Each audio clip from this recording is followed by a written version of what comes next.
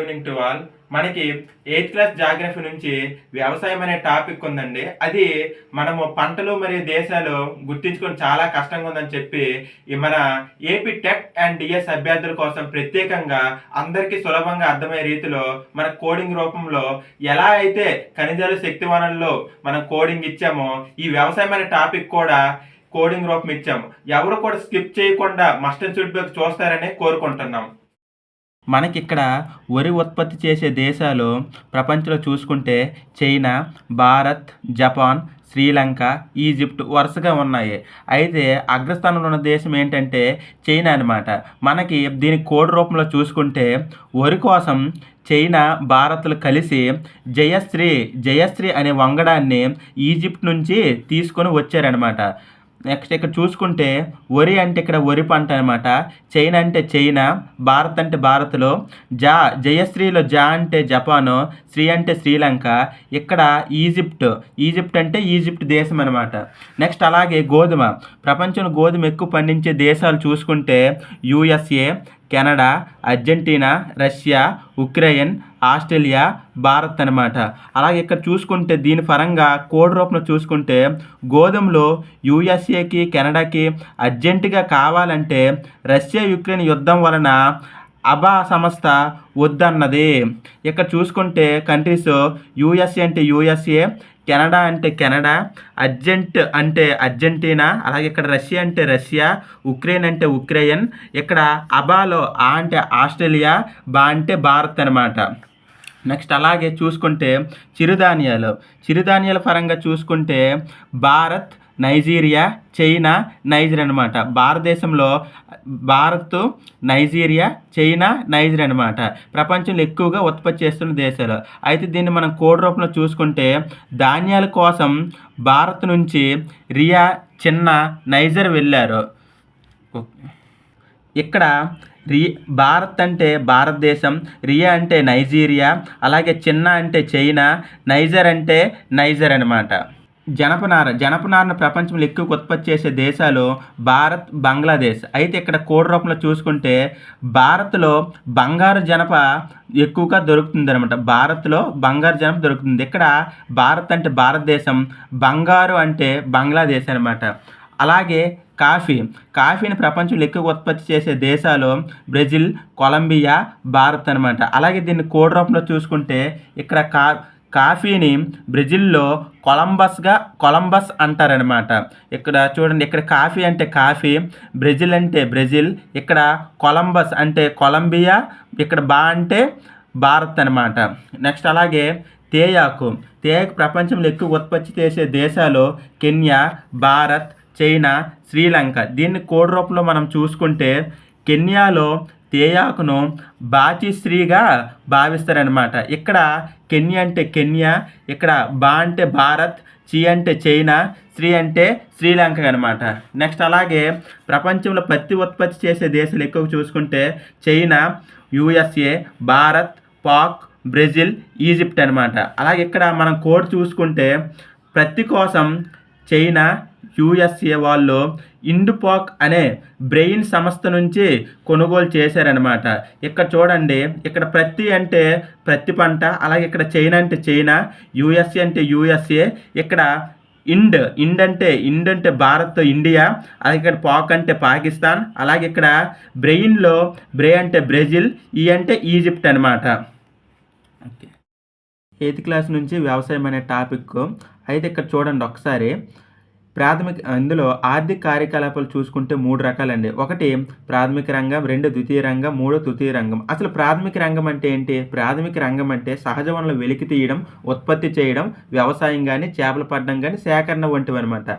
ఇక్కడ నెక్స్ట్ అలాగే చూసుకుంటే ద్వితీయ రంగం అంటే ఏం లేదండి, మనకు పరిశ్రమలు వస్తాయి అనమాట. అందులో ఉక్కు తయారీకి కానీ, రొట్టె తయారీకి కానీ, చేనేత వస్త్ర తయారీ అనమాట. అది ద్వితీయ రంగం. అలాగే తృతీయ రంగం అంటే సేవలకు సంబంధించింది అనమాట.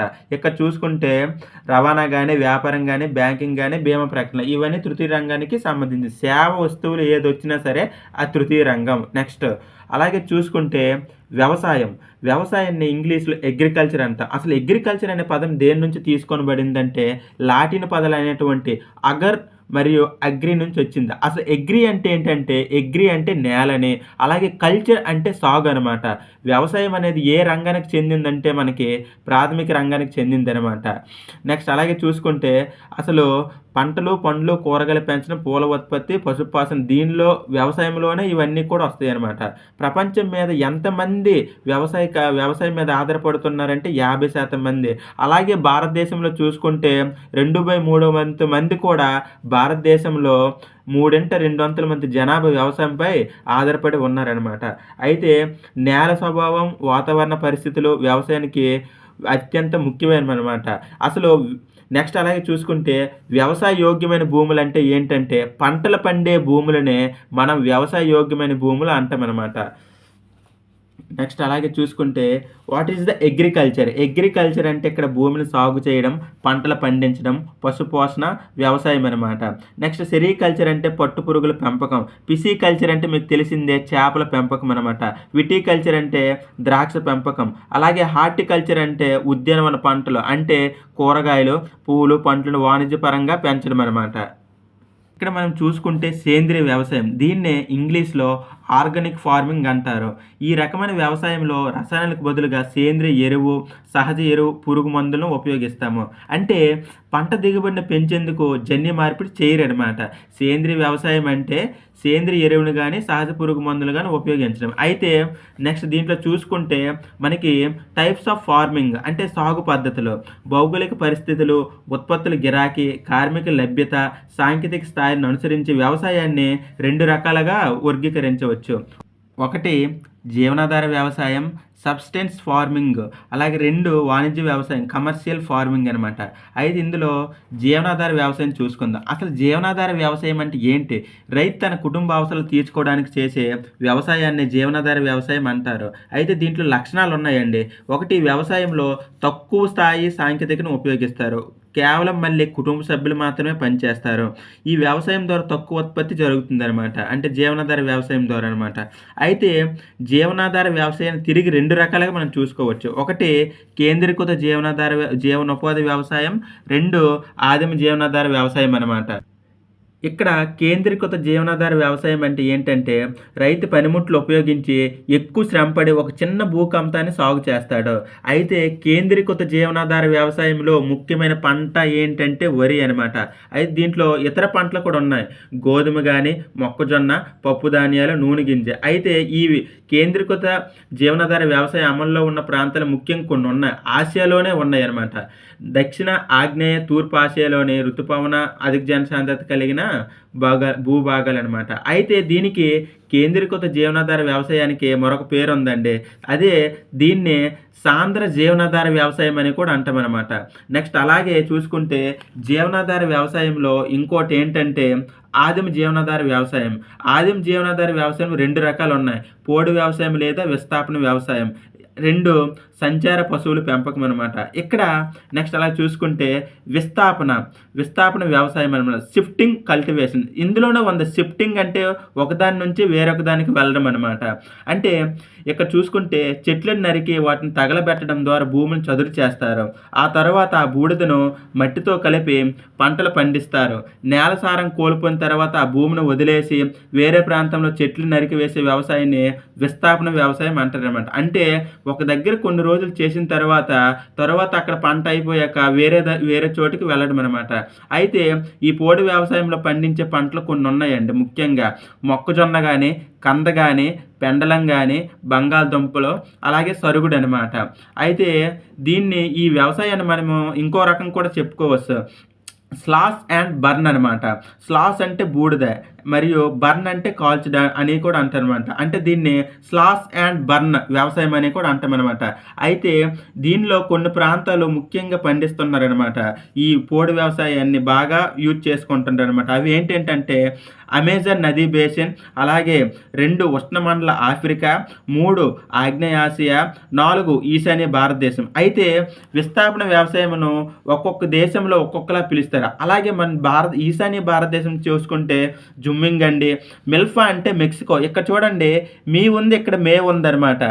ఇక్కడ మీ ఉంది, ఇక్కడ మే ఉంది. మెక్సికో వచ్చేసరికి మనకి మిల్ఫా గుర్తు రావాలి. ఇక్కడ బ్రెజిల్ అంటే రోకా అనమాట. బ్రెజిల్ అంటే రోకా. ఇక్కడ లెడాంగ్ ఉంది. ఇక్కడ మలేషియా ఉంది. మలే ఇక్కడ ఉందన్నమాట. మలేలోనే లెడాంగ్ అనేది ఉందన్నమాట. నెక్స్ట్ అలాగే చూసుకుంటే సంచార పశువుల పెంపకం. ఈ వ్యవసాయంలో పశు కాపలు తమ జంతువులతో పశుగ్రాసం కోసం, నీటి కోసం నిర్దేశించిన మార్గాల్లో ఒక ప్రదేశం నుండి మరొక ప్రదేశానికి ప్రయాణిస్తారు.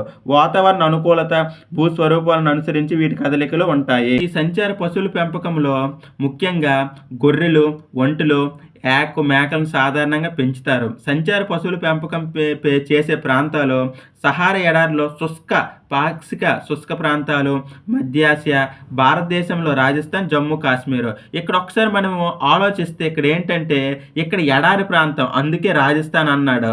అయితే ఇక్కడ జమ్మూ కాశ్మీర్ అనేది హిమాలయ ప్రాంతం అంటే ఇది ఎక్కువ కొండ ప్రాంతాల్లోనూ ఎడారుల్లోనూ పండిస్తున్నారు అనమాట. నెక్స్ట్ అలాగే వాణిజ్య వ్యవసాయం అంటే పంటలను, జంతువుల మార్కెట్లు అమ్మేందుకు చేసే వ్యవసాయాన్ని వాణిజ్య వ్యవసాయం అంటారు. ఈ వ్యవసాయంలో సాగు చేసే భూ విస్తీర్ణం మరియు పెట్టుబడి మొత్తంలో ఉంటుంది.